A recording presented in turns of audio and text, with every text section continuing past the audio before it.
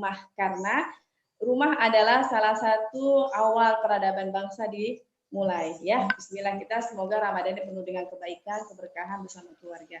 Ya, selanjutnya acara ini saya serahkan kepada Bunda Tami untuk bisa memperkenalkan siapa sih Bu Heleni Amran gitu ya. Masya Allah, beliau tuh luar biasa ya, salah satu wanita ahli tafsir hadis kalau saya tidak salah, dengan kontribusinya untuk dakwah untuk umat. Masya Allah, rindu sekali saya ingin mendapatkan ilmu dari beliau. Silakan selanjutnya saya serahkan kepada Bunda Tami untuk melanjutkan mendampingi beliau selama beliau menyampaikan materi kali ini.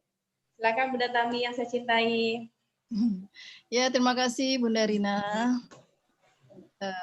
MC kita yang bersemangat sekali pagi ini. Alhamdulillah. Assalamualaikum warahmatullahi wabarakatuh. Waalaikumsalam warahmatullahi wabarakatuh. Alhamdulillah. Alhamdulillahilladzi hadana li hadza wa ma kunna linahtadiya laula an Allah. Asyhadu an la ilaha illallah wa asyhadu anna Muhammadan abduhu wa rasuluhu. Rahli sadri wa yassir li amri wa hlul 'uqdatam min lisani yafqahu qawli. Amma ba'du. Yang sama-sama kita cintai Kepala Sekolah SII Ibu Maya Mustika Sari beserta seluruh jajaran Sekolah Ibu Inspirasi yang alhamdulillah di tengah wabah ini kita bisa menyelenggarakan agenda pertemuan rutin yang sedianya sebulan sekali di minggu pertama hari Sabtu. Ya, hari ini adalah minggu pertama hari Sabtu yang bertepatan juga dengan tanggal 2 Mei, Hari Pendidikan Nasional, dan juga milad ke-9 SIT Darul Maza. Alhamdulillah, syukur kita kehadirat Allah Subhanahu wa taala, ternyata dari rangkaian COVID-19 ya. Ini saya sebut rangkaian, kenapa? Karena ternyata itu secara bertahap pelan-pelan ya, tadi kata Bu Rina, kita sudah dipersiapkan dari sebelum Ramadan untuk tinggal di rumah.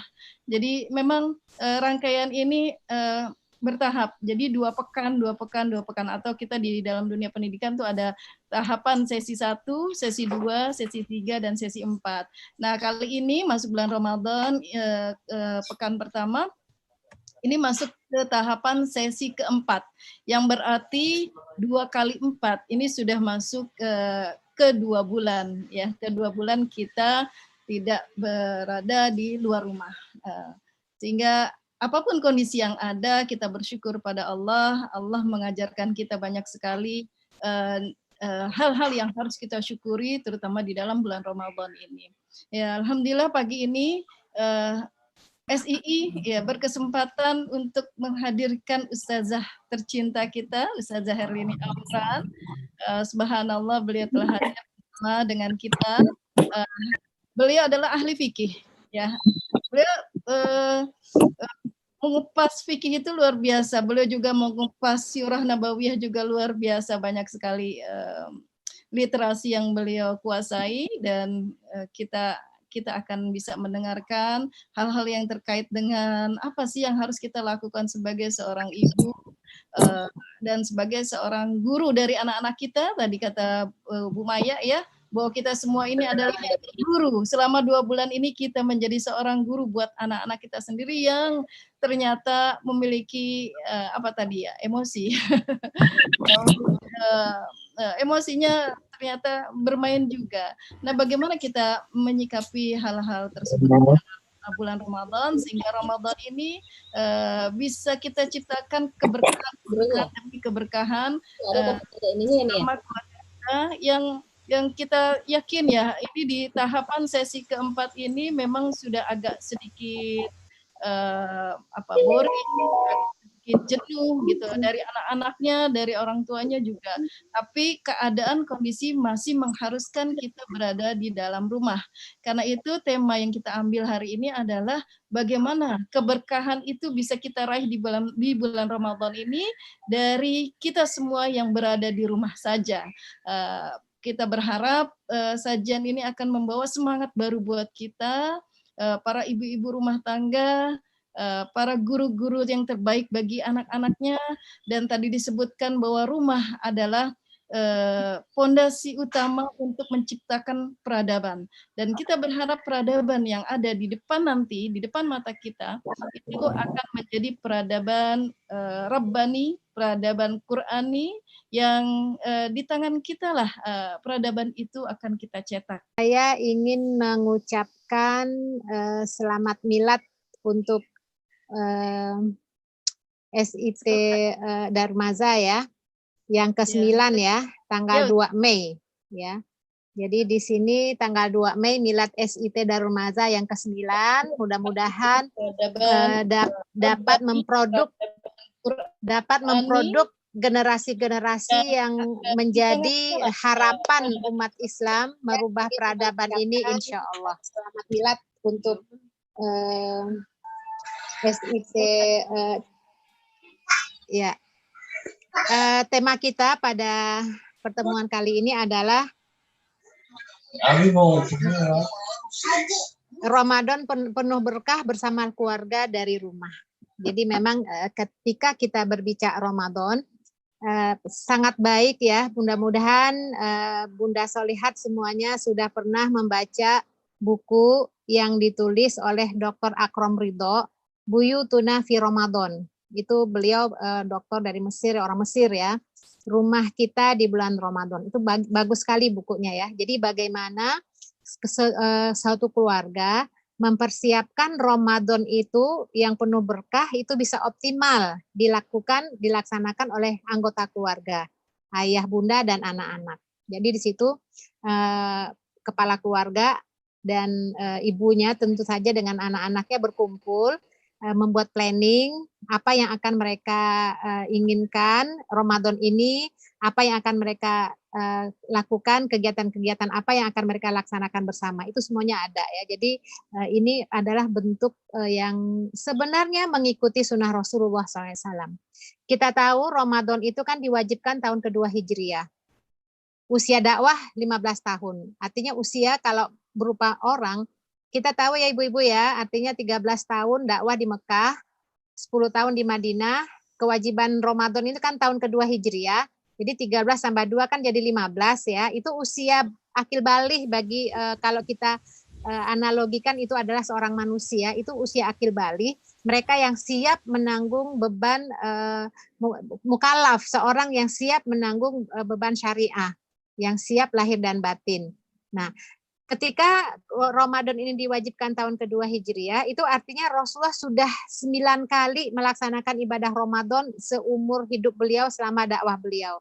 Ya, dakwah 23 tahun itu 9 kali. Nah, setiap datang Ramadan selalu Rasulullah memberikan motivasi-motivasi kepada para sahabat. Ya, artinya kalau tadi keluarga yang ditulis oleh Dr. Akrom Ridho, itu para suami, para orang tua lah yang memberi motivasi kepada anak-anaknya, sehingga mereka siap menghadapi bulan Ramadan dengan penuh kerinduan, dengan penuh jiwa, fastabiqul khairat. Nah, jadi kalau kita lihat khutbah Rasulullah dalam menyambut Ramadan itu banyak ya, diantaranya misalnya, qad ja'akum syahrul Ramadan, syahrul mubarak, telah datang kepadamu Ramadan, bulan yang penuh berkah gitu ya. Atau ada misalnya idza kana awwalu lailatin min syahri Ramadan sufidatis syayatin wa maratul jin wa ghuliqatil abwabun nar falam yuftah minha babun wa futihat abwabul jannah falam yughlaq minha babun. Jadi artinya ada banyak ya khutbah Rasulullah selalu beliau sampaikan itu menjelang Ramadan untuk menanamkan rasa gembira, rasa bahagia di hati para sahabat. Nah, begitu juga dalam keluarga kita. Jadi ketika kita berkumpul dengan keluarga, kita sampaikan apa yang ada di bulan Ramadan tersebut ya. Bagaimana seruan para malaikat ya menyeru ya pada malam itu, pada malam ketika Ramadan itu, wa yunadi munadin ya baghiyal khair aqbil wa ya baghiyal syarr aqsir. Wahai pencari kebaikan, raihlah kebaikan. Wahai pencari keburukan, cukuplah, berhentilah dari keburukan. Ya. Walillah utaqa minan nar wa dzalika kullu lailatin, dan Allah akan memberikan ampunan dari api neraka dan itu diberikan setiap malam. Jadi pada saat ini bukan berarti terlambat ya, baru 9 hari Ramadan, bukan, tidak ada kata terlambat. Tidak ada kata terlambat daripada tidak sama sekali. Artinya pertemuan kita dengan keluarga di kondisi stay home ini kan setiap saat bisa kita munculkan ya. Musyawarah kita, ketika tarawih kita, ketika sahur kita, ini terus diingat-ingatkan kembali kepada keluarga kita. Bahwa Ramadan itu penuh dengan karunia, keberkahan, bahkan ampunan Allah. Bahkan kalau kita bahas ya tentang keutamaan Ramadan itu luar biasa sekali ya. Di antaranya misalnya ya, semua kandungan makna nama kebaikan itu ada di bulan Ramadan. Syaidus syuhur, syahrul tarbiyah, syahrul jihad, syahrul muasah, bulan penuh kedermawanan dan solidaritas, syahrul sabar, syahrul taqwa, syahrul barokah warahmah. Kemudian syahrul magfirah wal inabah, syahrul Quran, syahrul ibadah. Semua nama-nama kebaikan itu ada di bulan Ramadan. Nah, ketika itulah ada rasa semangat ya dalam keluarga kita untuk fastabiqul khairat, berlomba-lomba dalam kebaikan, sehingga kita membuat target. Itu yang memang dilakukan ya, sebagaimana Rasulullah memasukkan rasa bahagia ke hati para sahabat setiap Ramadan akan datang. Itu selama 9 kali ya.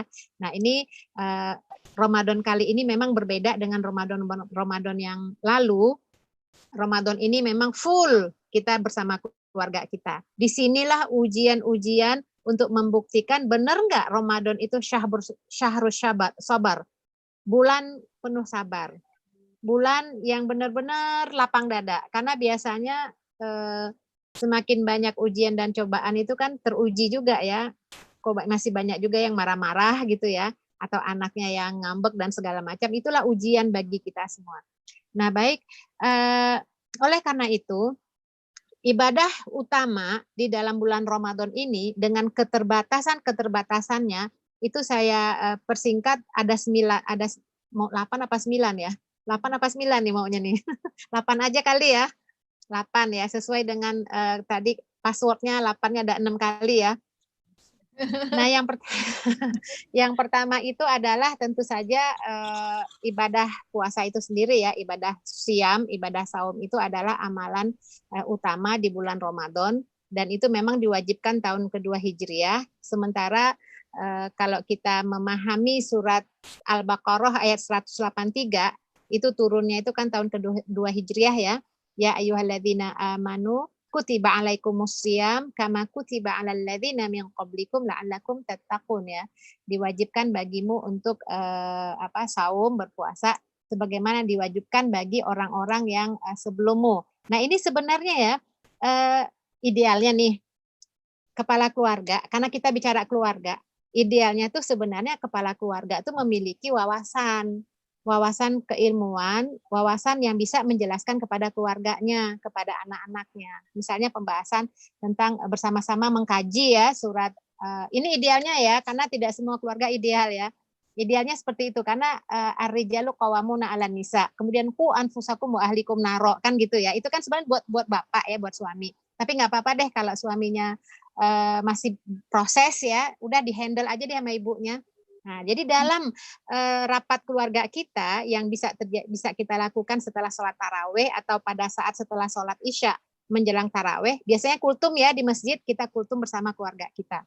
Nah, itu dijelaskan nanti surat Al-Baqarah 183. Kama kutiba 'alal ladzina min qablikum, bahwa perintah puasa ini juga diwajibkan kepada umat sebelummu ya. Jadi sebagaimana diwajibkan umat sebelum kalian perintah berpuasa ini. Nah, sekarang diwajibkan kepada umat Islam. Nanti dijelaskan deh tuh sejarahnya, bagaimana umat-umat terdahulu berpuasa. Ya misalnya gini ya, nanti kan si bapak atau si ibu bisa membaca atau mencari literatur yang terkait dengan seperti apa puasa orang-orang terdahulu. Jadi anak ini, keluarga kita ini akan merasakan Ramadan ini bukan hanya milik umat Islam, tapi juga milik umat-umat yang lalu. Sementara disempurnakan oleh umat Muhammad SAW. Nah, misalnya ketika Nabi Adam juga berpuasa, beliau berpuasa 3 hari setiap 3 hari setiap bulan ya, yaitu Ayamul Bid ya, atau di riwayat lain Nabi Adam ini berpuasa ketika beliau bertemu dengan istri tercinta beliau Ibunda Hawa yang pada saat melanggar larangan Allah memakan buah yang ketika Allah katakan la ta'kul hadhihi syajarah, kemudian karena godaan syaitan dimakan juga, akhirnya kan dapat sanksi ya, diturunkan ke bumi, kemudian dipisahkan dengan orang yang dicintainya. Itu Nabi Adam di India ya, ada yang menyebutkan dalam riwayat itu kan bisa dibaca ya. Jadi program kita di rumah ini kan membaca sirah misalnya, atau menceritakan sejarah kepada anak-anak kita ya, di antaranya sejarah bagaimana umat terdahulu berpuasa misalnya. Kemudian Ibunda Hawa itu kan di Jeddah ya, namanya Jeddah itu kan nenek moyang, ketemunya di Arafah. Nah, itu karena rasa syukur yang luar biasa yang dirasakan oleh Nabi Adam alaihissalam, maka pada saat berjumpa itu beliau berpuasa. Kemudian juga ungkapan ras taubat ya, ketika diturunkan ke bumi juga beliau berpuasa. Walaupun tata caranya berbeda dengan ibadah puasa yang kita lakukan saat ini, karena memang berbeda nabi itu tentu berbeda juga syariatnya ya, walaupun secara konteksnya itu sama, diwajibkan berpuasa, sama seperti sholat juga ya. Wa aqimus shalah wa atuz zakah, atau misalnya zakat atau sholat itu juga diwajibkan kepada umat terdahulu, cuman tata caranya saja yang berbeda. Kemudian misalnya Nabi Nuh, ya kepala keluarga bisa menceritakan kepada putra-putrinya bahwa Nabi Nuh juga dulu berpuasa ketika berada di atas kapal yang menampung para manusia atau binatang yang berpasang-pasangan. Karena di kapal itu kan nggak mungkin sehari 2 hari, bahkan disebutkan dalam tafsir Ibnu Katsir itu bahwa Nabi Nuh tuh puasa setahun penuh, karena di kapal itu cukup lama ya, kan itu banjir dahsyat. Atau Nabi Ibrahim alaihissalam juga berpuasa ketika beliau dilemparkan ke tumpukan kayu bakar yang menggunung oleh Raja Namrud ya, itu juga berpuasa. Ini anak-anak kan senang ya kalau ngumpul diceritakan begitu ya, bagaimana tata cara. Jadi ada semacam ikatan bahwa Nabi kita tuh nggak sendiri, bahwa Allah utus Rasul dan Anbiya itu buat semuanya, itu diceritakan. Kemudian juga Nabi Yusuf ketika misalnya dalam penjara, selama di penjara karena difitnah, telah berbuat yang tidak baik kepada telah melakukan perbuatan yang tidak baik kepada dengan Zulaikha itu ya, beliau selama di penjara juga berpuasa. Begitu juga Nabi Yunus di perut ikan paus, Nabi Syuaib yang sudah tua juga masih melaksanakan ibadah puasa. Kemudian Nabi Ayub yang sakitnya, yang cobaannya berat ya, tidak hanya tubuhnya yang sakit, tapi juga kehilangan harta dan kehilangan anak-anak juga berpuasa ya. Kemudian yang yang sangat kita kenal Nabi Daud alaihissalam, ayahanda dari Nabi Sulaiman ini juga begitu, beliau berpuasa secara tersistem. Sekarang hari ini berpuasa, besok tidak. Dan kebiasaan beliau ini pun masih diteruskan oleh Nabi Muhammad SAW dan bahkan memberikan respon yang positif bahwa inilah puasa sunnah, yang tidak ada lagi puasa yang lebih baik daripada puasa saudaraku Nabi Daud alaihissalam. Nah, begitu juga Nabi Musa alaihissalam ketika mendapatkan bermunajat ya di Bukit Tursina, Gunung Tursina selama 40 hari. Ya, artinya ketika anak-anak kita, keluarga kita melaksanakan ibadah atau kewajiban-kewajiban yang ada, itu memang perlu penjelasan. Kalau misalnya keluarganya memiliki keterbatasan wawasan atau pengetahuan, mungkin pihak sekolah barangkali, bu guru kali yang bisa memberikan penjelasan kepada murid-muridnya. Ini penting, karena setiap amal, setiap ibadah, kalau hanya disuruh atau diperintahkan saja, tapi tidak memberikan penjelasan kenapa dan bagaimana, apa keutamaannya, itu anak-anak akan merasa jadi beban. Kenapa sih kan begitu. Contohnya misalnya ibadah sholat. Ini kita rasakan semua ya, ini karena pola pendidikan atau pola asuh yang memang mungkin tanda kutip ada kelirunya. Ketika anak kita disuruh sholat, sholat kalau nggak dipukul, tapi tidak dijelaskan kenapa dan bagaimana, apa sebabnya gitu ya, sehingga rasa kesadaran itu belum muncul, yang ada kan paksaan gitu ya. Nah ini pentingnya dalam keluarga itu memberikan penjelasan kepada putra-putri kita, dan itu juga kan pengetahuan juga buat kita ya, tidak hanya kata kita dapat dari orang tua puasa, tapi kita jelaskan kenapanya. Begitu juga ketika telah disyariatkan kepada umat Islam tahun kedua Hijriah. Jadi selama sebelum tahun 2 Hijriah itu Rasulullah di bulan Ramadan itu belum berpuasa atau tidak berpuasa karena belum ada kewajiban. Yang beliau lakukan itu adalah puasa 3 hari tiap bulan atau puasa Asyura ya. Nah, pada saat diperintahkannya ibadah ini, ibadah saum ini itu pakai proses. Jadi ada prosesnya, tidak langsung seperti yang kita alami sekarang ini ya. Kita kan sekarang mulai menahan diri sejak terbit fajar, kemudian berbuka setelah maghrib ya. Dulu prosesnya nggak begitu. Pertama kali adalah diberikan pilihan, yaitu wa 'alal ladzina yutiqunahu, barang siapa yang nggak sanggup boleh dia bayar fidyah. Jadi artinya para sahabat silakan memilih mau puasa atau bayar fidyah saja. Jadi dan tidak ada kategori alal marid atau musafir dan segala macam, terserah aja gitu, pilihan aja. Wa antasumu khairul lakum, tapi Allah menyebutkan saum itu, puasa itu lebih baik dari bagimu. Maka banyak juga sahabat itu yang akhirnya lebih memilih puasa. Nah, itu proses ya. Akhirnya yang proses berikutnya adalah, jadi artinya awalnya puasa itu tidak mulainya itu ya, jadi nggak seperti kita dari terbit fajar ya. Jadi mulainya seseorang itu berpuasa di awalnya, di proses itu adalah ketika seseorang itu terbangun dari tidurnya di malam hari. Berbukanya itu pada saat tenggelam matahari. Jadi mulai berpuasa sejak bangun tidur. Nah, berbukanya pada saat matahari terbenam. Ya, paham ya Bu ya. Jadi kalaupun ada seseorang yang tertidurnya di malam hari dan bangunnya di malam hari juga, maka setelah dia bangun dia nggak boleh lagi makan dan minum dan hubungan suami istri. Jadi bukan pada saat awal itu, pada saat terbitnya fajar. Nah, jadi itu ya, dulunya seperti itu ya. Jadi mulai seseorang berpuasa adalah ketika dia bangun tidur. Ya. Maksudnya walaupun jadi kalau bangun tidurnya kapan terserah, malam hari kan nggak mungkin juga orang tidur sepanjang malam ya. Jadi ketika dia berbuka waktu maghrib, nah setelah itu dia boleh makan minum sampai dia tuh tertidur. Ya, kalau udah tertidur berarti bangunnya nggak boleh makan minum lagi. Nah, banyaklah keluhan. Ada seorang sahabat yang kerjanya di kebun ya. Dia karena lelah pada siang hari berkebun, sampai di rumah itu udah mau berbuka, istrinya menyiapkan hidangan makanan, karena lelah dia tertidur. Ya, pada saat mau dihidangkan orangnya tertidur, berarti nggak bisa, pas bangun tidak bisa lagi makan dan minum. Akhirnya lanjut lagi puasa esok hari. Nah, sampai sorenya pingsan ya karena kelelahan. Akhirnya datang kepada Rasulullah, disebutkanlah kasusnya. Atau Umar bin Khattab misalnya ya. Ketika setelah berbuka tenggelam matahari, beliau makan minum, kemudian tertidur. Pas bangun beliau berhubungan dengan istrinya. Dan itu kan suatu kekeliruan ya, kesalahan ya. Akhirnya datang kepada Rasulullah. Ya Rasulullah, celakalah Umar ya, karena Umar berhubungan dengan istri. Nah, kemudian turunlah surat Al-Baqarah ayat 186.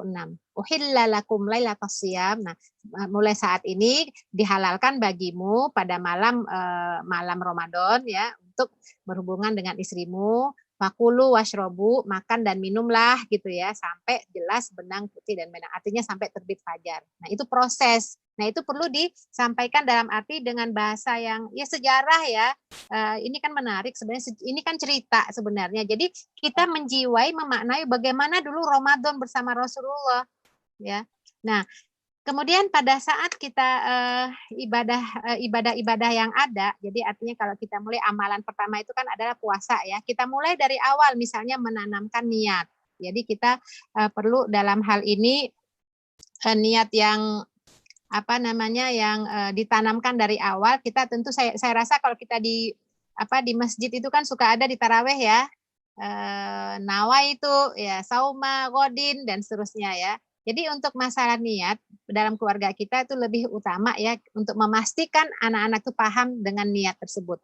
Nah, tentu saja niat itu ada dua di sini. Bisa niat sapu jagat dan bisa juga niat itu setiap malam. Dan Imam Syafi'i itu sangat menyukai kalau niat itu memang harus setiap malam ya, sampai sebelum fajar, karena innamal a'malu binniyat, karena amal itu tergantung daripada niatnya. Bahkan kalau ada ulama-ulama fikih itu menjelaskan kalau niatnya itu enggak full, setengah-setengah, itu saumnya, puasanya itu batal. Jadi dia harus mengqadha. Misalnya gini, ada orang yang misalnya lagi hamil atau menyusui, kan suka coba-coba ya. Nanti daripada kodok, udah coba-coba deh puasa deh hari ini, kemudian dia sahur. Sebenarnya dia nawaitunya memang nawaitu niatnya itu mau saum. Tapi ada kan dalam niatnya juga, kalau kuat lanjut, kalau nggak kuat buka. Itu sebenarnya tidak full tuh niatnya. Nah, kalau memang untuk berniat ini memang harus full supaya ibadah yang kita jalankan itu memang terkonsentrasi. Kecuali kalau memang pada siang hari tidak sanggup, kemudian membatalkan, tuh beda lagi, kita itu boleh, nggak ada masalah. Yang penting awal dari ibadah kita itu harus niatnya full karena Allah. Maka diajarkanlah niat yang full ya. Jadi itu amalan utama kita di bulan Ramadan bersama keluarga, tentu saja berpuasa. Kemudian kita jelaskan yang benar, jangan yang keliru. Karena suka ada orang tua yang keliru ya, suka bilang begini, jangan nangis nanti batal puasanya. Nah, kan bingung ya, jangan nangis, anaknya nangis mulu tuh batal. Itu kan keliru, itu kan tidak benar yang seperti itu ya. Jadi menjelaskan kepada anak kita sesuai dengan contoh Rasulullah ya. Terus udah suruh tidur, anak kan suruh tidur. Itu kan ibadah tuh, sebenarnya itu juga hadisnya juga tidak ini ya, tidak sahih juga ya. Jadi kita bisa mengatakan, ayo nak tidur supaya dan niatkan tidur karena Allah, karena itu jadi ibadah, pahala juga, begitu ya. Nah, artinya di sini dalam mengajarkan ibadah puasa kepada anak-anak kita itu memang boleh ya kita bujuk tapi jangan sampai keliru, karena sampai sekarang juga ada juga pertanyaan ibu-ibu nih, mak-mak suka nanya tuh, emang kalau nangis batal ya puasanya? Nah, kata siapa gitu. Mungkin dari kecil dulu ya. Ada hal yang keliru pula yang sampai sekarang masih terpengaruh pada keluarga kita.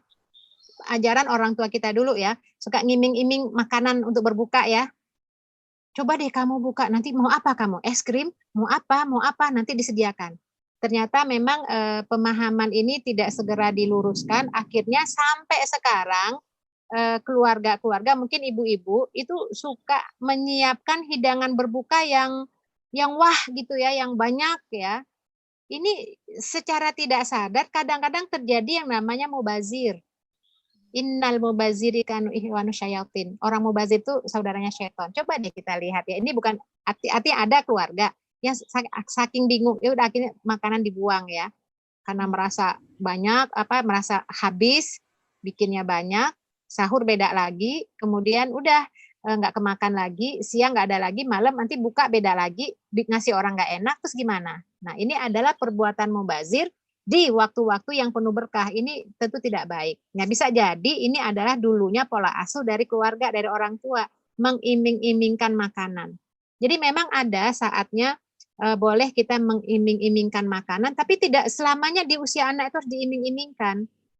Paling tidak batasannya barangkali usia 10 ya, kalau kita bisa menganalogikannya dengan kewajiban sholat ya. Karena kalau anak diiming-imingkan, khawatirnya nanti ibadahnya tidak ikhlas ya. Jadi itu hal-hal yang perlu kita renungkan kembali ya, pola asuh yang selama ini kita jalankan, kita dapatkan dari orang tua. Akhirnya yang terjadi apa? Saya rasa walaupun stay home, tapi kayaknya banyak juga pedagang makanan tuh yang aneka rupa tuh bisa kita beli ya. Nah, ini artinya yang difikirkan itu adalah makan minumnya. Kadang-kadang untuk membujuk anak gitu ya, mau cendol kan yang dingin, yang akhirnya yang difikir kapan bukanya. Nah, ini dia. Ini hal-hal yang sangat mendasar ya dalam pemahaman kita terhadap puasa. Karena yang namanya puasa itu atau saum itu adalah juga mempuasakan mata, telinga, pendengaran, lisan dari semua hal-hal yang membatalkan. Jadi kadang-kadang anaknya kalau siang hari itu suka ngelihat di YouTube tuh yang makan-makan itu ya. Ya artinya dihabiskan waktu untuk bagaimana buka itu dengan makan. Jadi ini padahal kita tahu ya bagaimana Rasulullah mengajarkan kepada kita untuk sahur dan berbuka tuh nggak perlu sampai heboh begitu ya. Cukup kalau sahur itu kurma, itu sehat kan. Jadi intinya sih sebenarnya ini perlu diorientasi untuk penanaman nilai-nilai akhirat kepada keluarga kita, itu perlu kita luruskan kembali bahwa puasa itu artinya, padahal kan kita tahu ya kalau puasa itu targetnya itu adalah munculnya ketakwaan, la'allakum tattaqun, kan gitu ya.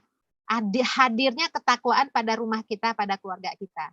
Artinya ketika puasa Ramadan ini dijalankan dengan sebenar-benarnya, maka seorang ayah yang bertakwa, dia akan memiliki tanggung jawab kepada keluarganya, bertanggung jawab kepada istri dan anak-anaknya. Ketika takwa hadir pada seorang ibu, dia akan menjalankan semua kewajibannya, akan menjalankan kewajiban kepada anak-anak. Begitu juga anak-anak yang bertakwa itu akan menghadirkan seorang anak yang berbakti kepada orang tuanya. Jadi itu kan itu. Nah sekarang Ramadan kita tuh udah banyak kita lakukan, tapi takwanya nggak tahu kemana ya. Bahkan kalau kita lihat seorang pemimpin yang bertakwa pasti dia amanah. Seseorang yang bertakwa pasti nggak akan berani bohong, nggak berani menfitnah, nggak berani berjanji palsu, nggak berani berbuat maksiat, nggak berani mencela, dan seterusnya dan seterusnya. Tapi itulah ya, artinya puasa kita lebih kepada puasa tradisi ya, tradisi yang diajarkan turun-temurun dari orang tua kita. Baik, itu amalan utamanya puasa, mempuasakan semua-semuanya ya. Kemudian yang kedua, amalan utama di bulan Ramadan itu adalah sholat malam. Itu dinamakan sholat tarawih ya. Man qoma Ramadhana imanan wahtisaban, kan ada hadis Nabi itu sahih ya. Barang siapa yang bangun malam, itu tarawih itu istilah yang diungkapkan oleh Ibunda Aisyah dalam hadis beliau. Jadi bukan dari istilah Rasulullah SAW. Kalau dari Rasul itu menyebutkan qiyam al-lail. Jadi mulainya qiyam al-lail itu mulai sejak Isya sampai sebelum subuh. Nah itu bisa dilakukan ya, tarawih ya kalau istilah dari Ibunda Aisyah, itu dilakukan bersama keluarga. Sekarang ini memang kita menghadirkan masjid dalam rumah kita, itu giliran biasanya ya, suami, bapak, ayah menjadi imam atau anak yang menjadi imam. Nah berbahagialah keluarga yang memiliki anak yang barangkali ada yang hafidh ya, untuk laki-laki yang menjadi imam ya. Walaupun usianya masih muda, yang artinya walaupun usianya misalnya masih 9 tahun, tapi dia banyak hafal Quran, bacaannya bagus, itu boleh jadi imam. Imam sholat tarawih bagi orang tuanya, apalagi ayahnya mungkin bacaannya tuh hanya trikul saja ya. Lebih baik anaknya jadi imam. Tapi kalaupun belum ada, terpaksa si ayah menjadi imam, nggak masalah, kita ingin keberkahan dalam rumah tangga kita. Daripada kita sholat sendiri yang kita punya hafalan banyak, misalnya ada seorang ibu ya, hafalannya banyak gitu, karena memang aktif ya di lembaga tahsin misalnya. Sementara suaminya ya memang nggak belajar tahsin, yang dihafal hanya surat dulu saja. Maaf, terganggu ya, enggak kan? Enggak. Ya. Misalnya seorang suami yang hanya hafal trikul-trikul saja misalkan, terus kemudian istri merasa daripada bacaan tarawihnya masa trikul aja selama 11 rakaat trikul-trikul diulang lagi begitu ya, lebih baik saya ngapal murojaah hafalan saya sendiri, bisa lebih lama, lebih panjang, lebih sebenarnya begini, kita ingin keberkahan ya. Jadi kalau kita sholat sendiri, walaupun bacaan kita panjang, 1 rakaat 1 juz misalnya, itu pahalanya cuma 1. Tapi ketika kita berimam, walaupun imamnya bacanya ayatnya itu lagi, pahalanya tuh 27. Kan kita ingin keberkahan. Udah nggak apa-apa, ikuti saja deh si bapak ini yang ya udah takdir ya, dapat suami yang begitu, mau gimana lagi, kan di-upgrade susah ya. Beda ya kalau nanti anak kita saja nanti di-upgrade ya. Ya udah ikut saja, nggak apa-apa. Tapi nanti kalau kita mau murojaah, kita bisa lakukan di sholat tahajud. Ya, artinya kan tarawih kalau trikul paling berapa jam sih? Setengah jam udah selesai kali ya. Ya sudah, nggak apa-apa, kita ambil barokahnya di situ. Keberkahan dalam keluarga akan kita dapatkan. Kita berjamaah dengan anak-anak kita. Kayaknya anak-anak pada seneng tuh kalau bapaknya jadi imam trikul aja. Nggak apa-apa, artinya kita bantu ya kesolehan keluarga kita itu dengan nanti sholat tahajud. Nggak apa-apa kita sholat sendiri dengan bacaan yang panjang, terus kita berdoa. Nanti kita bisa insya Allah mudah-mudahan ngajak keluarga kita ya ke surga insya Allah. Intinya di sini adalah kita raih keberkahan Ramadan ini. Karena waktu-waktu dalam bulan Ramadan itu adalah waktu-waktu yang daqaiqul ghaliyah, kata Said Qutb dalam tafsirnya, fi zilal Quran. Jadi kata Syahid Said Qutb itu dijelaskan bahwa Ramadan itu adalah bulan yang penuh berkah, maka waktunya itu adalah Daqaiqul ghaliyah. Daqaiq itu artinya detik-detik yang berharga. Jadi bukan lagi hari, bukan lagi jam, tapi detiknya itu sungguh luar biasa, berharga, mulia, tuh luar biasa tingkatan pahalanya. Jadi kalau kita ceritakan kepada anak kita ya bahwa Ramadan ini ibadahnya itu pahalanya kan besar. Saking besarnya tuh nggak bisa disebutkan itu. Saking besarnya sampai Rasulullah mengatakan dalam hadis qudsi itu wa ana ajzi bihi. Wa ana ajzi bihi. Sayalah yang akan membalas, sayalah yang akan membalas pahala puasa itu. Saya yang akan membalas langsung. Jadi saking besarnya nilai kandungan pahala yang luar biasa dalam bulan Ramadan, itu sampai Allah merahasiakan besarnya supaya menjadi surprise bagi hamba-hambanya. Kan kalau ibadah-ibadah yang lain kan Rasul suka ngasih iming-iming ya. Barang siapa yang sholat syuruk, man qada ilal masjid gitu ya, sholat syuruk 2 rakaat. Barang siapa yang sholat berjamaah 2 rakaat di masjid, kemudian berduduk berzikir sampai datang waktu syuruk, itu kan ya, sholat 2 rakaat ya, setelah itu setelah tunggu waktu syuruk ya, kurang lebih 10 sampai 15 menit. Kemudian sholat 2 rakaat, maka pahalanya ka'anna haji dan umroh sempurna. Kan disebutkan itu. Yang sholat di Masjidil Haram dapat 100.000 dibandingkan di masjid-masjid yang lain. Disebutkan itu. Kemudian yang sholat 12 rakaat setiap hari di sholat sunnah rawatib ya, selama 12 rakaat itu ya, maksudnya 4 rakaat sebelum zuhur ya, plusnya itu ya. Jadi 2 rakaat sebelum subuh, 4 rakaat sebelum zuhur, 2 rakaat setelah zuhur, 2 rakaat setelah maghrib, 2 rakaat setelah isya, itu ka'annahu bunyalahu baitan fil jannah. Allah bangunkan rumah di surga. Kan disebutkan itu. Ya dijelaskan, tapi ketika ibadah saum, ibadah siam ini Allah tuh nggak menjelaskan seperti apa yang akan diperoleh oleh hambanya itu, sampai kalimat dalam hadis itu wa ana ajzi bih, aku yang akan memberikan pahalanya langsung. Bahwa pahala itu laisa mislu, nggak ada yang bandingannya. Jadi saking besarnya itu, maka disebutkan oleh Sayyid Qutb daqaiqul ghaliyahnya. Jadi kita ambil keberkahan, kalau bisa berjamaah. Udahlah biarin deh yang walaupun bacaannya ringkas-ringkas begitu ya, nggak usahlah disindir-sindir atau apalah gitu ya. Kecuali kalau punya anak yang bagus bacaannya, biar anaknya jadi imam gitu ya. Jadi itu sholat malam jangan sampai ditinggalkan. Dan kalau kita merasa kurang ya sholat tahajud lah ya. Karena sholat tahajud itu juga boleh dilakukan di bulan Ramadan. Padahal kalau di masa Rasulullah sih sebenarnya itu kalau udah qiyamul lail itu udah include tahajud sebenarnya. Karena nggak ada pertanyaan di masa Nabi itu ya, bolehkah sholat tahajud setelah sholat tarawih? Itu nggak ada pertanyaan kayak begitu. Karena sholatnya Nabi itu kan 11 rakaat. Itu panjangnya itu luar biasa itu ya. Seperti penuturan Huzaifah bin Yaman, Rasulullah pada rakaat pertama itu baca surat Al-Baqarah. Kemudian Huzaifah mengatakan, mudah-mudahan habis nih ruku. Ternyata lanjut dengan surat Ali Imran. Itu Huzaifah tuh udah sampai mikir, aduh saya kayaknya nggak kuat deh, pengen kabur gitu. Tapi karena merasa ini adab, nggak mungkin yang ngikutin. Selesai surat Ali Imran, Huzaifah mengatakan mudah-mudahan habis ini ruku. Ternyata nyambung dengan surat An-Nisa sampai 8 lembar. Jadi artinya 1 rakaat itu kurang lebih itu ada 6 juz. Coba bayangkan kalau 8 rakaat yang dilakukan Rasulullah dengan 3 witir itu berapa jam.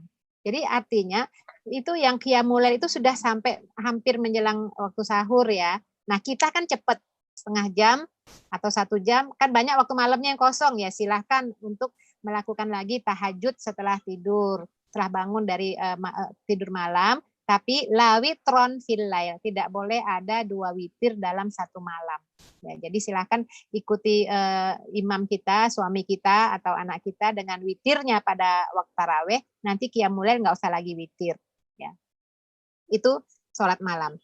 Jadi para salafus soleh itu ketika dia melihat anak-anaknya, melihat wajah anak-anaknya, mungkin yang namanya anak-anak itu pasti adalah ya kekurangannya ya, wataknya berbeda, karakter dan sifatnya, mungkin ada yang masih suka melawan, durhaka, suaranya lebih tinggi, susah diatur. Namanya anak-anak adalah ya. Tapi salafus soleh ini ketika dia melihat anaknya, kemudian dia perpanjang sholatnya. Mudah-mudahan dengan kesolehan orang tua itu bisa membawa keluarganya, anak-anaknya ke surga. Dengan kesolehan orang tua itu membawa berkah bagi anak-anaknya. Kita ingat dalam surat Al-Kahfi itu ya, ketika Nabi Musa dan Nabi Khidir itu memperbaiki bangunan itu, wa kana abuhuma sholiha.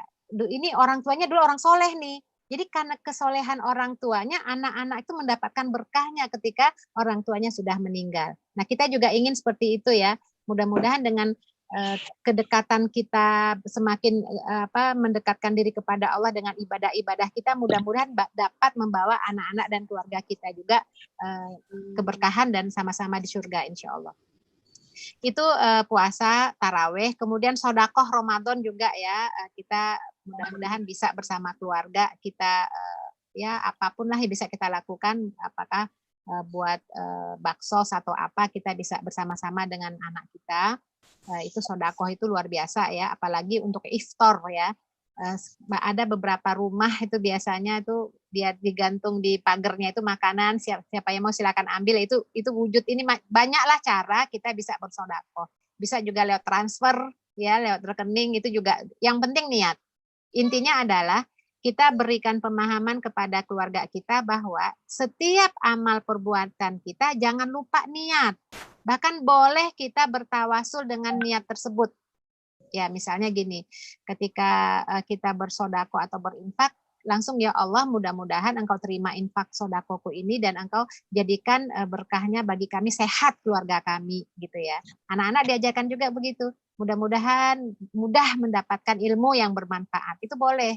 Ya, itu kan masalah doa ya. Bahkan dalam membaca, nah termasuk yang keempat ya, tadabbur Al-Quran atau membaca Al-Quran ya, amal utama di bulan Ramadan itu jangan lupa masukkan niat.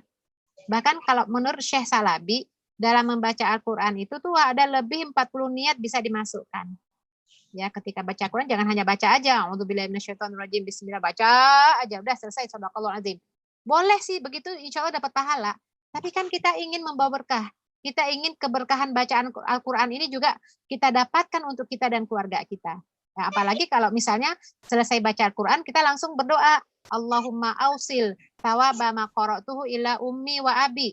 Ya Allah, sampaikanlah pahala bacaan Qur'anku ini untuk almarhum ibu dan bapakku. Wah, Masya Allah. Ya. Kemudian kita bisa bicara mana anak kita, nak. Nanti kamu kalau baca Quran, selesai baca jangan lupa ya, nanti hadiah pahalanya kirim ke Umi, ke Bunda ya. Kalau Bunda udah tiada, udah meninggal, itu nyampe loh begitu. Jadi yang seperti ini akan nempel terus di anak. Ya, artinya saya pengalaman ya. Saya tuh waktu kecil tuh ibu itu suka ya sambil kita ngobrol, sambil kita ngumpul ya, suka ngomong, nak, kamu nanti kalau ibu udah meninggal ya, jangan lupa didoain, doa anak soleh itu doain aja pokoknya untuk orang tua. Nyampe deh. Padahal kita dulu nggak inget, maksudnya nggak inget, nggak dinempelkan di kepala karena orang tua masih ada ya, masih main-main. Setelah orang tua tidak ada tuh semuanya kembali lagi ingatan tersebut. Oh iya, dulu pernah ya orang tua pesen. Nah, kita sekarang pesankan kepada anak-anak kita. Ya. Artinya di sini bacaan Quran yang dibaca ini tidak hanya sekedar membaca, tapi kita ingin keberkahan, masukkan niat di dalamnya. Semua niat apapun. Ya Allah, berikan, kalau doanya itu kan sudah terangkum ya. Allahummarhamni bil Quran waj'alhu li imaman wa huda wa rahmah. Allahumma zakirni minhum. Itu semua kan doa itu sebenarnya ya. Nah, jadi ini untuk tadabbur Al-Qur'an. Terserah ya, kita mau memperbanyak bacaan Al-Qur'an atau kita menambah hafalan, tapi paling tidak sebenarnya interaksinya yang penting. Interaksi dengan Al-Quran itu apakah dengan cara menghafal atau memperbanyak khatam Quran, atau interaksinya itu dengan memperdalam kandungan tafsirnya, atau dengan membaca terjemahannya, itu teknis ya. Intinya adalah Ramadan ini bulan Quran, interaksi dengan Quran itu harus lebih banyak. Ya. Lebih baik mana? Kita mentargetkan banyak khatam, 10 kali khatam, tapi kita bacanya nggak benar. Ya, atau kita hanya 1 kali khatam, tapi kita mempelajari tafsirnya, kita pelajari tafsirnya, kita pelajari semuanya, baca terjemahannya, kemudian mungkin ada target hafalan. Tentu kualitas yang kita utamakan ya. Kemudian zikir ya, kalau di hari sekarang ini zikir itu bisa kita lakukan setiap saat, setiap waktu ya. Zikir itu bisa kita agendakan ya. Apakah kita baca istighfar itu sampai 500 kali, sholawat sampai 1000 kali, itu bisa kita list. Pagi-pagi kita mau baca apa, subhanallah walhamdulillah wala ilaha illallah 100 kali. Jadi anak-anak itu juga bisa juga tuh pakai apa ya, pakai alat ya. Udah istighfarnya udah 100 kali belum. Jadi sambil main, sambil apapun ya kita juga sambil bekerja di rumah juga kita lantunkan. Kalau kita lupa, sekarang sudah ada di YouTube ya. Misalnya istighfar, ketik aja istighfar 1000 kali, keluar deh tuh. Ya kita ini aja astagfirullahaladzim gitu ya, wa atubu ilaih gitu ya. Itu untuk mengisi buku catatan kita dengan kalimat istighfar sehingga Allah mengampuni semua dosa-dosa kita yang lalu. Apalagi di waktu sahur. Di waktu sahur itu adalah di waktu yang sangat baik untuk beristighfar. Jadi amalan utama di waktu sahur itu adalah beristighfar. Wahum bil asharihum yastaghfirun. Ya, jadi artinya di waktu sahur kita bisa setelah makan sahur kita beristighfar ya. Nah, sebelum sahur itu kan kurang lebih waktu-waktu 1 jam sebelum sholat subuh ya. Jadi kalau sebelumnya kan kita bisa qiyamul lail. Jadi ada amalan utama yang bisa kita lakukan pada waktu dan kondisi yang berbeda. Misalnya dengar azan atau baca Quran diterusin kan begitu. Kan kita lagi baca Quran, azan, kita baca aja Al-Quran. Amal utamanya tuh menjawab azan. Jadi stop dulu baca Qurannya, dengerin azan. Ya, jawab azan, itu amalan utama. Jadi setelah itu baca Quran lagi terserah.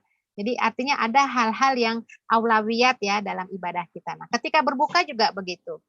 Amalan utama ketika berbuka ya berzikir, berdoa.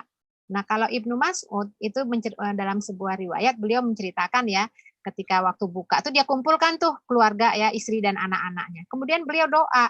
Doanya diaminkan oleh istri dan anak-anaknya. Karena doa orang yang berpuasa ketika berbuka itu doa yang tidak pernah diabaikan oleh Allah. Selalu artinya salah satu doa la yaruddu. Ada 3 orang yang berdoa yang tidak akan ditolak oleh Allah.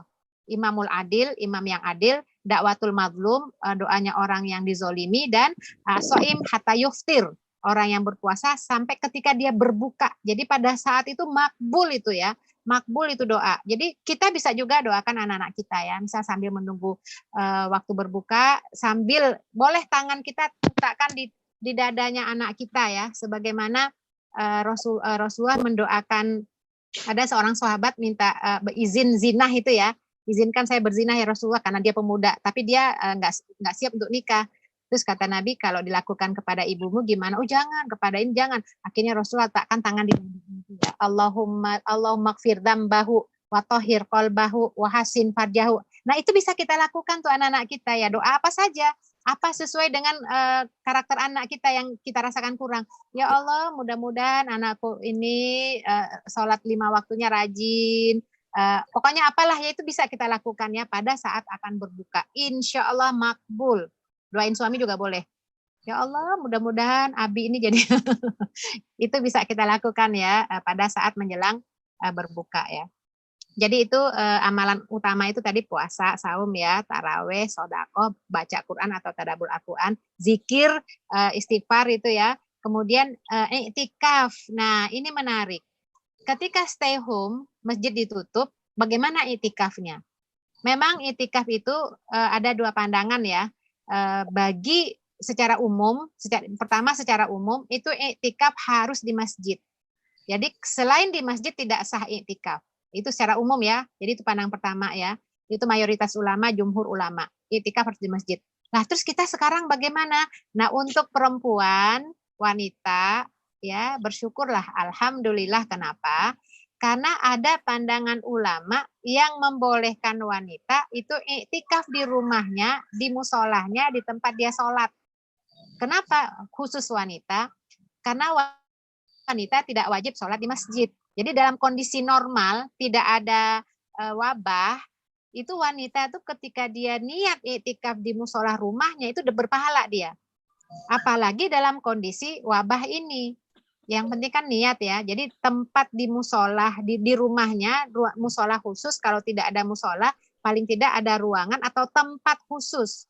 Ya kalau hanya punya tempat sesajadah gitu ya. Nah, tempat itulah yang kita pergunakan untuk sholat kita. Pokoknya kalau sholat selalu di situ. Nah, itu bisa kita pakai niatkan iktikaf. Sama dengan sholat isyraq atau sholat syuruk ya bagi wanita. Itu juga para ulama termasuk di sini Syekh Utsaimin ya, itu membolehkan sah wanita itu kalau niat syuruk untuk sholat di tempat, di rumahnya, di tempat dia biasa beribadah Jadi kalau untuk itikaf, nah untuk umum gimana? Untuk anak kita bagaimana? Untuk suami kita bagaimana? Sekarang begini, ketika memang tidak ada itikaf di masjid, kan bukan berarti kita tidak berdiam diri untuk mendekatkan diri kepada Allah kan? Biasanya itikaf itu kan 10 hari terakhir di bulan Ramadan. Tujuannya apa? Di samping mendekatkan diri kepada Allah, pasti kita punya tujuan untuk mendapatkan malam penuh keberkahan Lailatul Qadar. Itu kan? Biasanya kita kan 10 hari terakhir biasanya khusus di malam ganjil. Karena Lailatul Qadar itu turun di malam yang ganjil. Lailatul Qadar itu tidak turun hanya di masjid, ibu-ibu.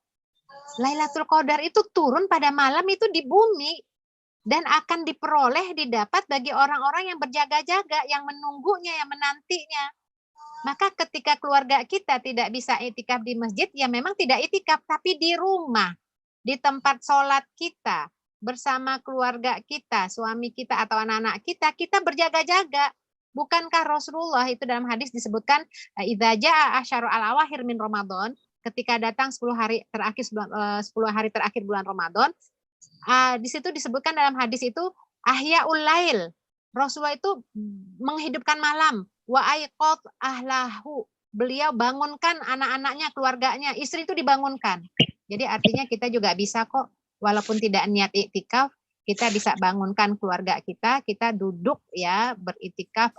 Niatnya tidak beritikaf ya, untuk yang laki-laki ya duduk mendekatkan diri kepada Allah di ruang khusus ibadah sholat. Apa yang kita lakukan di malam itu terserah. Mau baca Quran, mau zikir, mau memperpanjang sholat tahajudnya, mau apa saja bisa untuk menunggu Lailatul Qadar ini. Bahkan kalau kita tahu itu adalah ketika Ibunda Aisyah bertanya, "Madza aqul ya Rasulullah?" Apa yang harus aku lakukan? Aku katakan ya Rasulullah, kalau seandainya aku berada di malam di Lailatul Qadar itu. Maka kata Rasulullah, "Quli," katakanlah, "Allahumma innaka afuwun tuhibbul afwa fa'fu anni." Nah, itu kita baca. Anak-anak suruh baca itu, hafalin itu.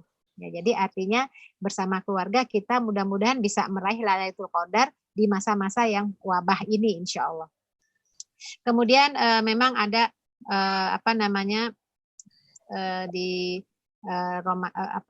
di wabah ini mungkin ada ibu-ibu sedang haid ya. Kita punya putri juga mungkin haid. Itu jangan tidur mulu. 10 hari terakhir haid akhirnya tidur, sayang itu ya. Artinya wanita haid juga memperoleh keberkahan Ramadan. Karena haid ini bukanlah kehendak kita.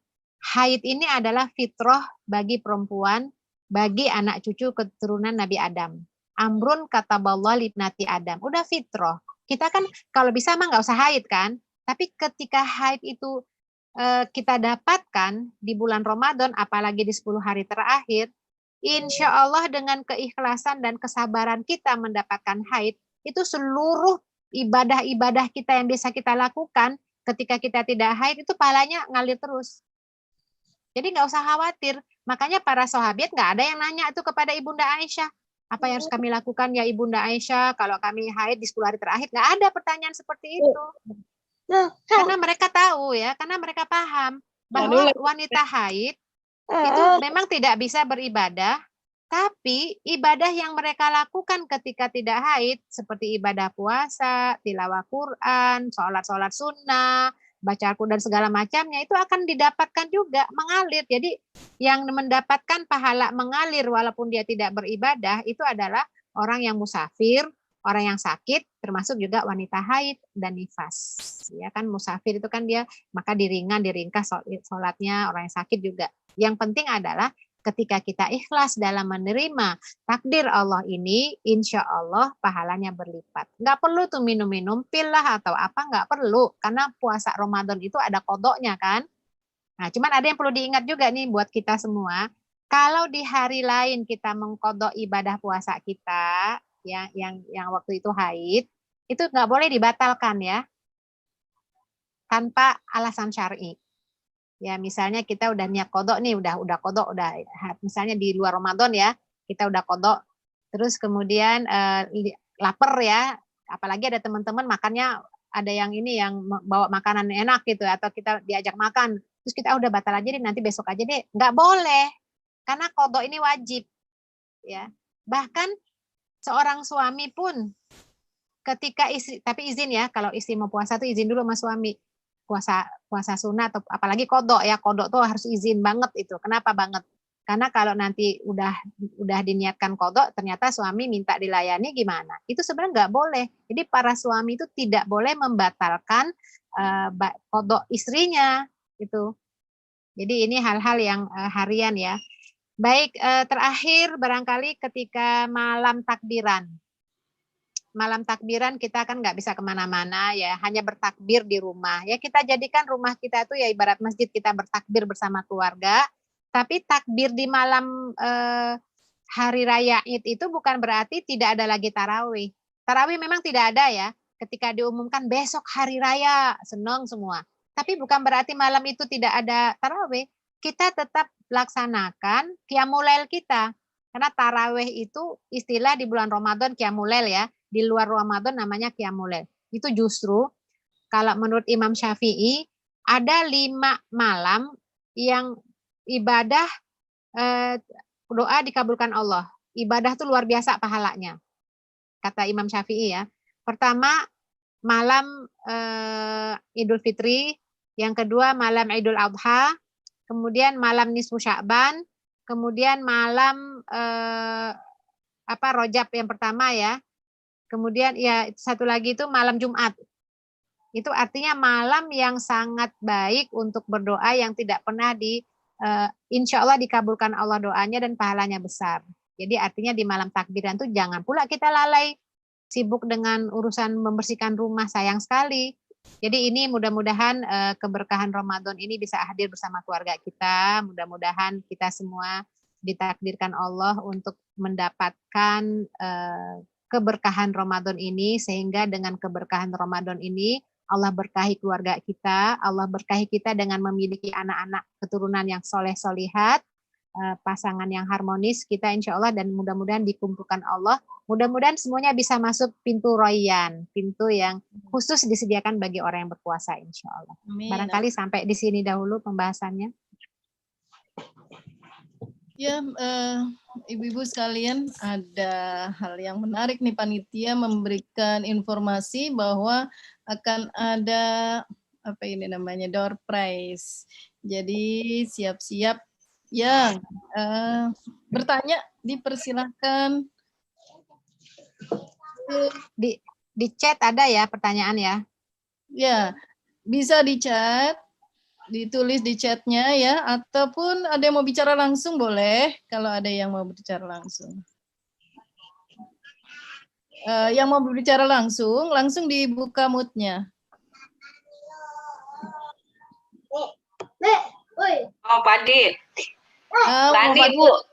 Ya, mau Fadil. Ayo Bu Anik, silakan mau bertanya. Assalamualaikum warahmatullahi wabarakatuh. Waalaikumsalam warahmatullahi wabarakatuh. Terkait dengan niat puasa, tadi kata Ibu kan niatnya harus full gitu. Kadang kita kalau mau bepergian, misalnya mudik gitu, emang dari rumah tuh udah niatnya begitu. Nanti kalau kuat terus, kalau nggak kuat terus gitu puasanya. Pahala puasanya gimana? Karena niatnya kan harus full gitu. Yang jelas sih sebenarnya kalau itu puasa wajib harus full. Kalau tidak full, khawatir nanti tidak dapat mencukupi syariat puasa itu. Maka oleh karena itu kita banyak berpuasa sunnah.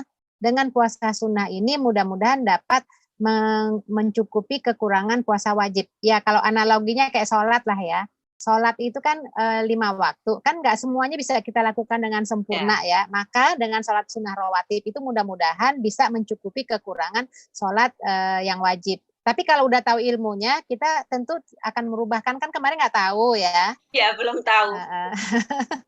Dari tahun-tahun begitu. Ya. Terima kasih. Jadi kalau nggak kuat buka gitu ya Bu Anik. Iya. Udah dari rumah udah bapaknya gitu, udah puasa, nanti kalau nggak kuat nanti buka gitu. Padahal lagi safar ya. Iya, mudik, kalau mudik Bu. Iya, gitu kan dalam perjalanan safar. Iya. Terima kasih Bu, terima kasih. Ya. Terima kasih Bu. Assalamualaikum warahmatullahi wabarakatuh. Waalaikumsalam. Wabarakatuh. Ini kayaknya ada pertanyaan ya yang di chat ya. Ya, ada pertanyaan ini. Pelaksanaan sholat Id di pandemi ini bagaimana caranya? Ada pertanyaan itu satu. Kemudian hamil kemudian puasanya batal, harus mengganti puasa atau boleh bayar fidyah? Itu ini yang punya anak bayi Ustazah. Ada satu lagi, wah panjang nih. Mengajarkan puasa pada anak misal apakah dimulai setengah hari atau harus full 1 hari langsung selang-seling, tidak setiap hari puasa tapi anak diminta sampai maghrib, karena ada perbincangan mengenai ini di kalangan ibu-ibu. Jazakumullah khairan Ustazah. Terus satu lagi, Afwan, di luar tema Bunda, apakah zakat fitrah boleh diberikan kepada keluarga terdekat yang tidak mempunyai pekerjaan tetap? Ini zakat fitrah. Ini ada 4 pertanyaannya Ustazah. Boleh dijawab? Ya. Baik. Pertanyaan pertama, sholat Id di pandemi ini ya, bagaimana caranya? Kita kan di lapangan ya. Kalau di lapangan itu tidak ada sholat Id, ya kita kalau memang merah ya, zona merah ya kan tidak ada sholat Id. Ya udah kita tidak sholat Id. Terus di rumah ya sholat duha saja. Ya. Artinya sholat Id itu kan sunnah ya, menjaga kesehatan itu kan wajib. Nah, jadi kalau memang tidak ada sholat Id di lapangan ya, kalau di lapangan kan kalaupun ada ya kita bisa ikut tapi tetap ya jaga social distancing itu ya, jangan jarak-jarak, pakai masker dan segala macam ya. Kalau nggak ada ya sudah gitu ya, kita tidak sholat Id ya, karena kondisinya memang kondisi darurat ya. Kemudian kalau yang ibu hamil ini memang menjadi pertanyaan di kalangan perbedaan pandangan di kalangan para ulama. Jumhur ulama itu menyebutkan bahwa wanita hamil atau menyusui kalau dia tidak berpuasa maka dia wajib bayar qadha. Tapi kalau dia tidak berpuasa karena alasan bayinya atau janinnya, dianya kuat, tapi janinnya tuh ya dokter melarang karena janinnya kurang gizi atau apalah ya, jadi khawatir dengan janinnya, maka mazhab Syafi'i mengatakan dia bayar 2, bayar qadha dan fidyah. Jadi artinya ini masalah khilafiyah di kalangan para ulama. Kecuali bagi ibu yang anaknya banyak tidak sempat bayar qadha. Misalnya anaknya 10, tiap tahun tuh kalau nggak hamil ya nyusui, kalau nggak hamil ya menyusui gitu. Jadi tidak sempat lagi dia membayar qadha. Maka bagi ibu ini dia hanya membayar fidyah saja. Jadi ini masalah khilafiyah ya Bu ya. Jadi ada ulama yang menyebutkan cukup fidyah saja. Jadi mereka punya dalil. Tapi jumhur di sini artinya mayoritas ulama itu membayar qadha. Karena apa? Karena ibadah saum ini diwajibkan. Kutiba alaikumusiyam. Kan ada di situ famangkana minkum maridon au ala safarin, bagi siapa yang sakit atau yang safar, maka wanita hamil dan menyusui ini yang tidak bisa berpuasa dikategorikan ke dalam yang sakit.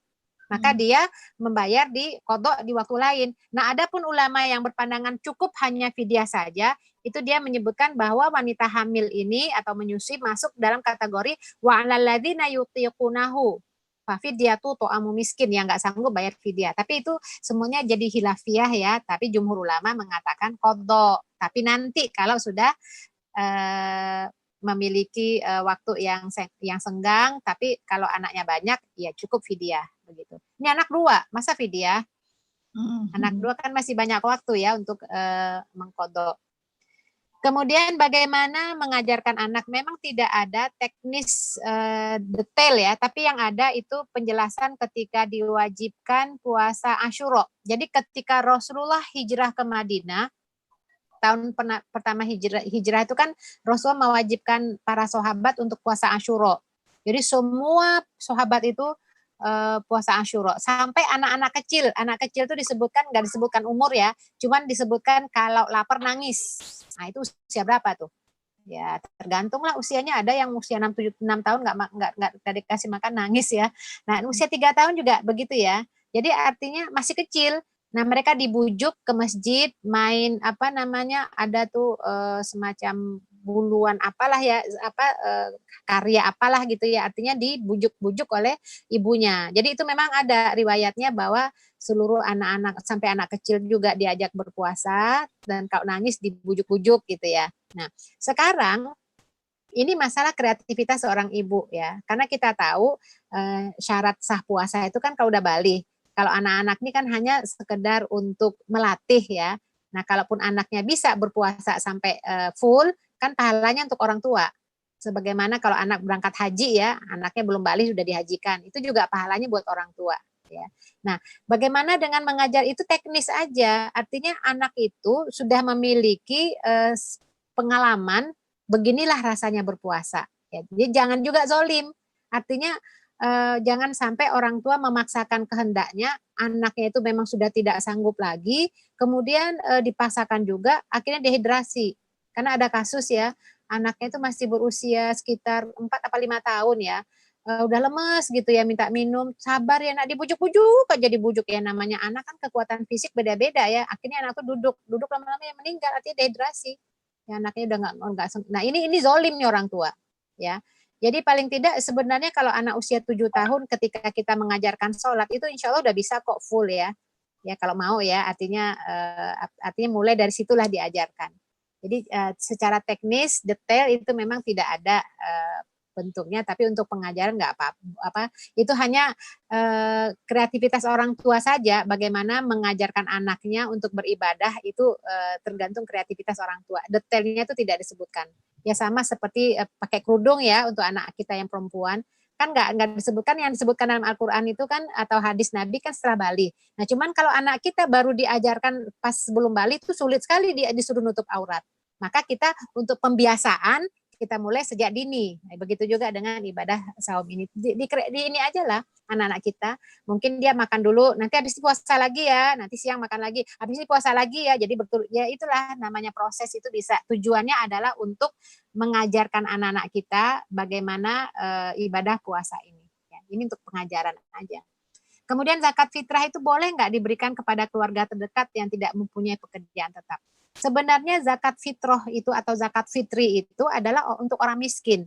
Kalau kriteria keluarga kita memang miskin, bisa masuk ke dalamnya. Ya, artinya silahkan diberikan kepada keluarga terdekat kita yang memang kriterianya memang miskin. Ya, kalau miskin itu sebenarnya punya penghasilan tapi nggak memadai. Kalau fakir itu nggak punya apa-apa, nggak punya penghasilan, nggak punya apa-apa, itu fakir ya. Nah, kalau miskin itu dia masih ada tapi nggak cukup. Nah, itu boleh diberikan. Cuman begini, kalau masalah zakat fitrah ini kan ada yang dikasih uang ya. Memang ulama berbeda pandangan ya. Kalau mazhab Hanafi boleh dikasih uang. Sekarang begini aja di kita nih mental orang-orang kita, orang miskin kita nih mentalnya apa? Ketika dikasihkan uang, itu dibeliin makanan nggak? Ya, misalnya kalau itu kan makanan sebenarnya untuk apa namanya kebutuhan primer ya. Lah kalau dia belikan pulsa gimana? Kalau dia belikan rokok gimana? Makanya itu semua kembali kepada keyakinan kita ya. Jadi kalau memang orang miskinnya memang butuh kemungkinan butuhnya adalah memang makan, pasti dikasih uang, dibeliin makanan. Tapi kalau orang miskinnya ya agak rada-rada gitu ya, nah, itu mending kasih makanan pokok ya, mending dikasih beras begitu.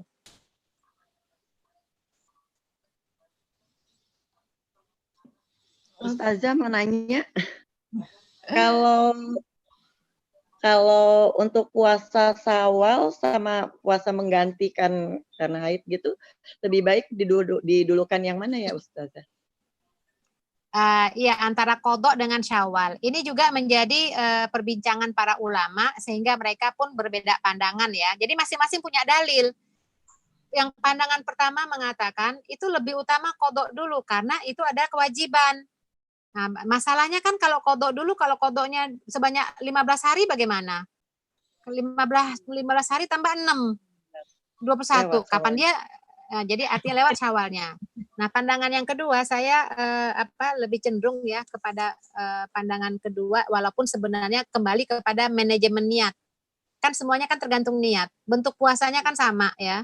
Tapi kan yang berbeda niat. Ini niat qadha, ini niat Syawal. Intinya adalah selama dapat 6 hari Syawal, karena hadisnya itu kan man shoma Ramadan Summa atba'u sita min Syawal ka'annahu yasumud dahar. Barang siapa yang berpuasa Ramadan kemudian diikuti dengan 6 hari di bulan Syawal seakan-akan dia puasa setahun penuh. Ini kan keutamaannya. Nah, paling tidak 6 hari ini bisa kita lakukan. Ya, kalaupun ada sisa qadha bisa diganti di bulan yang lain. Sebagaimana Ibunda Aisyah itu pernah membayar qadhanya di bulan Sya'ban untuk membersamai Rasulullah berpuasa di bulan Sya'ban. Ya, artinya pandai-pandailah dalam berniat. Jadi manajemen niat deh. Ya, karena kalau nggak bisa memanage niat nanti ya Syawalnya nggak dapat nanti ya. Kelewatan. Ya, insya Allah. Terima kasih Ustazah. Ya. Baik, ada Ini lagi. Oh, ini ada di chat lagi. ada ya. Ya, ada chat lagi nih Ustazah. Dari awal Ramadan sampai hari ini belum berpuasa karena haid. Berarti sudah hampir 10 hari ya. Sudah mencoba menghidupkan Ramadan dengan murojaah, mendengarkan murotal, mendengarkan kajian zikir pagi petang, dan kegiatan-kegiatan teknis. Menyiapkan Ramadan untuk keluarga di rumah, namun berasa ada sesuatu yang belum saya dapatkan. Belum merasakan kehadiran Ramadan secara utuh. Pasti ada yang tidak benar dengan saya. Mohon nasihatnya Ustazah. Sebenarnya bukannya tidak ada yang tidak benar, sepertinya kurang sabar aja untuk berpuasa. Iya itu. Iya. Udah iri ya. Ada rasa iri teman-teman ya semua. Iya. Puasa. Artinya udah rindu dengan berpuasa sebenarnya itu ya. Perbanyak doa aja, perbanyak doa. Bahkan dalam memasak pun dengan bumbu doa itu luar biasa itu. Maksudnya bumbu doa bagaimana? Ketika ngaduk-ngaduk atau apa itu sambil doa, ya Allah jadikanlah makanan ini makanan yang Engkau berkahi, yang bergizi buat keluargaku dan anak-anakku, yang dengannya mereka kuat untuk beribadah dan dengannya kami merasakan nikmatnya dalam ketaatan. Nah, jadi bumbu doa begitu. Bumbu doa. Berarti menghadirkan hati dalam setiap aktivitas ya Ustazah ya. Hati dan doa, hati dan iya, doa. Kalau hati saja nggak ada doanya repot. Iya, menghadirkan hati dan doa dalam setiap aktivitas untuk merasakan keberkahan Ramadan ya. Bahkan begini juga, ketika masuk misalnya kita dengar azan zuhur ya, azan atau azan subuh, kita langsung ya Allah. Mestinya ketika aku tidak haid, aku juga melaksanakan ibadah sholat subuh. Tapi karena aku haid, ya Allah limpahkan juga pahala berlipat kepadaku karena aku tidak melaksanakan subuh dengan pahala biasa sholat subuh yang biasa aku lakukan. Nah itu masuk juga di situ tuh niat. Begitu juga misalnya. Ya, jadi setiap amalan yang kita terhalang untuk melakukannya, ya Allah, mestinya aku nih berpuasa nih, tapi karena Engkau takdirkan aku haid, maka aku pun tidak berpuasa. Oleh karena itu, ya Allah, jangan Engkau halangi pahala aku berpuasa, gitu, walaupun aku tidak berpuasa, gitu. Ya, ini lebih jelas nih, Ibu Maya Mustikasari yang bertanya, atau siapa ini yang bertanya ya? Ada lagi pertanyaan Bu dari Ibu Murti, bagaimana ketika sholat tarawih dan witir tersebut ketika berdoa yang memimpin anak laki-lakinya bukan ayahnya yang menjadi imam? Nggak apa-apa.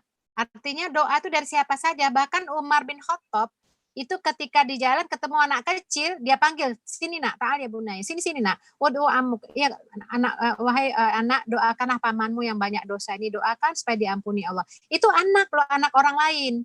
Apalagi anak kita. Jadi ketika dia memimpin doa, apalagi dengan khusyuk, insya Allah makbul.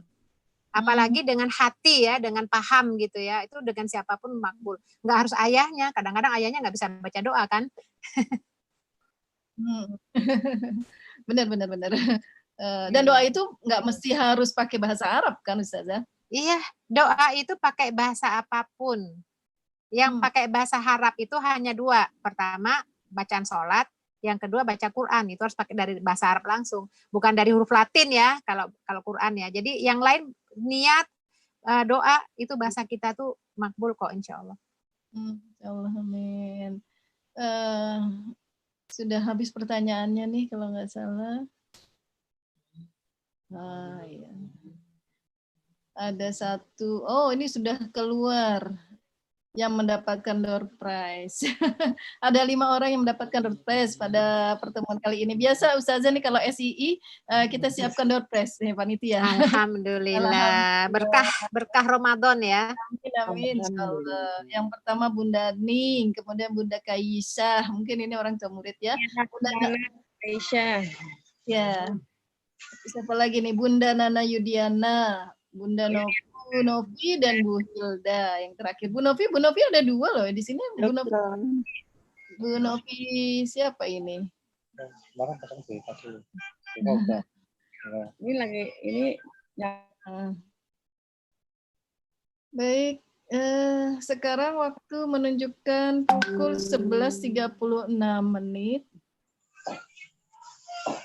Ada lagi yang mau bertanya kah? Kita sampai jam berapa ya?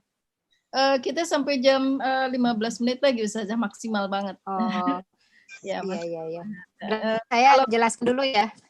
Ada yang tentang tarawih ya. Iya, silakan. Jadi sholat tarawih itu sebenarnya kita kembali seperti di masa-masa Rasulullah Shallallahu Alaihi Wasallam itu tidak tarawih, tidak berjamaah di masjid. Karena dulu di masa Rasulullah itu sholat tarawih tidak berjamaah, hanya 3 kali. Jadi ketika Rasulullah sholat di masjid, itu sahabat melihat, oh Rasulullah ada sholat sunnah, diikutin di belakang ya. Nah kemudian hari besoknya, hari kedua, karena dari mulut ke mulut ya, sahabat kan antusias kalau melihat Rasulullah beribadah. Kemudian mereka pun berada di belakang jadi makmum. Hari ketiga tuh semakin banyak ya, karena memang dari mulut ke mulut belum ada medsos ya, belum ada media yang dari itu banyak ya, akhirnya di belakang Rasulullah sholat mengikuti Rasulullah. Hari keempat tuh membludak, tapi Rasulullah ditunggu-tunggu tidak keluar dari rumahnya. Sampailah hampir menjelang bahkan disebutkan sampai hampir menjelang subuh. Akhirnya ketika subuh Rasul datang, ya Rasulullah semua pada nungguin engkau, sampai ada yang tertidur, tapi engkau nggak keluar. Apa kata Nabi? Saya tidak ingin sholat ini menjadi kewajiban bagi umatku. Ya, akhirnya setelah itu udah masing-masing sholatnya. Sholat qiyamul lailnya masing-masing, itu sampai di masa Abu Bakar As-Siddiq. Artinya tidak berjamaah di masjid.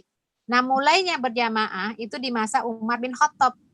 Karena Umar melihat para sahabat itu qiyamul lail itu di masjid semuanya dengan gerakan yang berbeda-beda. Nah kata Umar, coba seandainya umat ini disatukan oleh imam, inilah sebaik-baiknya bid'ah.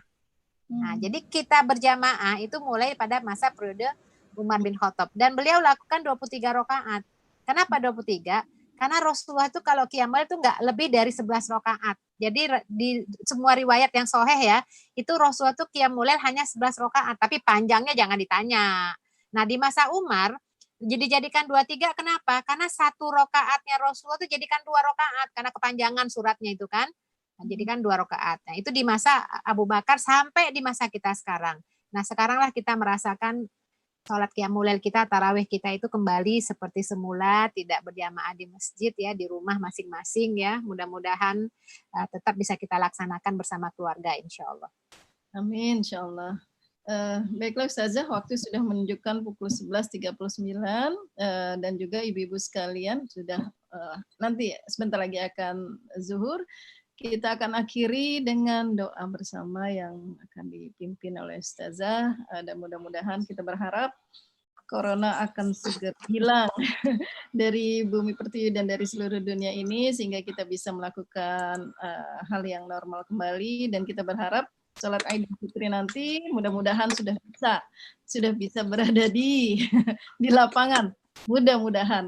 Kalaupun Amin. Tidak, kalaupun tidak kita harus ikhlas tetap berada di dalam rumah ya. Amin. Insyaallah yang tadi sudah disampaikan oleh Ustazah, subhanallah luar biasa mengingatkan tazkirah buat kita semua, amalan-amalan yang harus kita lakukan di dalam bulan Ramadan ini, dan kita menghidupkannya bersama keluarga lebih jelas lagi sampai dari pemahaman tentang puasa itu sendiri, tadabbur Qur'annya, kebersamaan dengan Al-Qur'annya, zikirnya, iktikaf, dan lain-lain. Insya Allah sudah kita dapatkan, dan tadi juga sudah banyak pertanyaan yang memperjelas kembali apa yang belum jelas dari jemaah sekalian. Kita akhiri untuk pertemuan ini dengan doa dari Ustazah Herlina Amran. Disilahkan waktu. Baik, kita istighfar dulu 3 kali ya. Astaghfirullahalazim, astaghfirullahalazim, astaghfirullahalazim, alladzi la ilaha illa huwal hayyul qayyum wa atubu ilaih. Bismillahirrahmanirrahim. Alhamdulillahirabbil alamin, hamdan yuwafi ni'amah wa yukafi mazidah. Ya Rabbana lakal hamdu wa lakas syukru wa lakal mulku kama yanbaghi li jalali wajhikal karimi wa 'azimi sultanik. Allahumma sholli wa sallim wa barik ala sayyidina Muhammadin wa ala alihi wa sahbihi ajmain. Allahumma ighfir lana wa liwalidina warhamhuma kama rabbayana shighara. Wa li jami'il muslimina wal muslimat wal mu'minina wal mu'minat al ahya'i minhum wal amwat.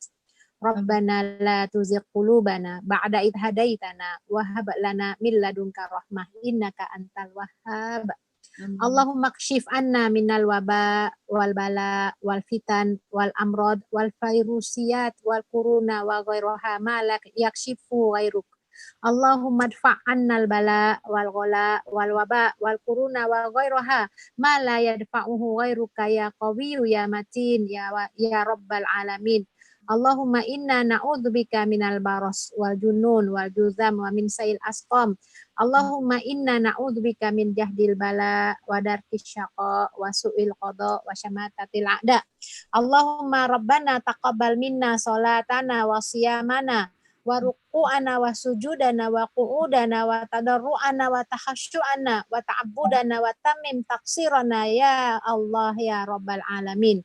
Allahumma innaka ta'lamu anna hadhil qulub qad istama'at ala mahabbatik wa taqad ala ta'atik wa tawahhadat ala da'watik wa ta'ahadat ala nusrati syari'atik fawattikillahumma rabitataha wa adim muddaha wahdiha subulaha wamla'ha binurikal ladzi la yakhbu washrah suduraha bi faidil imani bik wa jamilit tawakkuli alaik wa ahyiha bi ma'rifatik wa amitha ala syahadati fi sabilik innaka ni'mal maula wa ni'man nasir.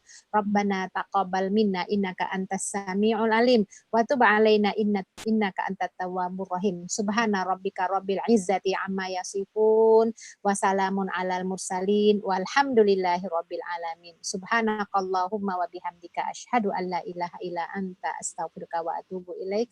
Aqulu qawli hadza astaghfirullahi wa lakum. Assalamualaikum warahmatullahi wabarakatuh. Waalaikumsalam warahmatullahi wabarakatuh. Ya, demikian tadi yang sudah dipaparkan oleh Ustazah Herini Amran. Saya Rinci Utami mengucapkan selamat, terima kasih ya. Terima kasih yang sedalam-dalamnya, yang setinggi-tingginya buat Ustazah atas kehadirannya di pertemuan Sekolah Ibu Inspirasi kali ini, dan juga kepada seluruh peserta jamaah sekalian yang bisa hadir, serta pemirsa Damas, TV Damas yang mengikuti kajian ini. Semoga Allah memberikan keberkahan buat kita semua. Berkata saya ucapkan Assalamualaikum warahmatullahi wabarakatuh, dan saya kembalikan kepada MC acara ini. Silakan Ibu Rina. Ya, terima kasih. Jazakumullah khairan katsir pada Bu Ustazah. Masya Allah ilmunya luar biasa. Pada Bu Ustazah kami, Bu Ustazah Maya dengan Bu Ustazah Eka, Masya Allah. Ibu-ibu semua sholihah. Terima kasih. Jazakumullah khairan katsir juga yang sudah berkenan hadir semua menyimak dari Bu Ustazah. Semoga kita bisa amalkan dan jadi kebaikan buat kita semua. Dan barakallah Ustazah Bu Herina Amran, jadi amal jariyah untuk ilmunya dijadikan. Dan bismillah, ditunggu berikutnya ya Bu Ustazah Tami, program Ramadan berikutnya dengan tema yang lebih menarik lagi dengan Ustazah yang lainnya, Masya Allah. Dan terima kasih, mohon maaf lahir batin, pasti banyak kekurangannya, tapi kita tidak akan pernah puas, akan terus menggali ilmu lagi dan lagi dan lagi agar kita menjadi manusia yang lebih baik lagi. Bismillah, semoga Ramadan ini menjadi Ramadan yang penuh keberkahan, sehat buat semuanya. Assalamualaikum warahmatullahi wabarakatuh. Waalaikumsalam warahmatullahi wabarakatuh. Waalaikumsalam warahmatullahi wabarakatuh. Terima kasih Ustaz. Pamit ya. Assalamualaikum. Waalaikumsalam.